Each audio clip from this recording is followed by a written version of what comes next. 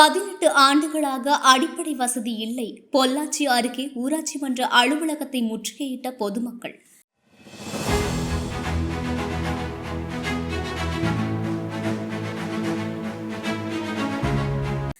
கோவை மாவட்டம் பொள்ளாச்சி அருகே உள்ள ஊஞ்சவேளாம்பட்டி ஊராட்சிக்கு உட்பட்ட சக்தி நகர், பொன் நகர், ஷாய் நகர், காஷ்மீர் வில்லேஜ் பகுதிகளில் 200க்கும் மேற்பட்ட குடும்பங்கள் வசித்து வருகின்றனர்.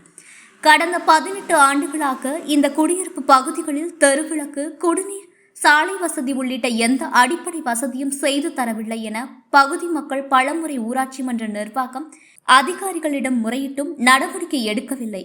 இதனால் இன்று அப்பகுதியை சேர்ந்த பொதுமக்கள் ஊராட்சி மன்ற அலுவலகத்தை முற்றுகையிட்டு போராட்டத்தில் ஈடுபட்டனர். இதனால் அப்பகுதியில் பரபரப்பு ஏற்பட்டது.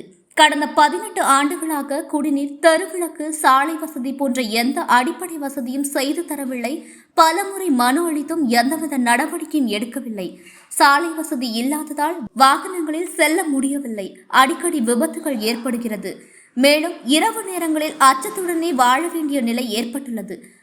உடனடியாக இப்பிரச்சனைகளுக்கு தீர்வு காண நடவடிக்கை எடுக்க வேண்டும் என்று அப்பகுதி மக்கள் கோரிக்கை விடுத்துள்ளனர்.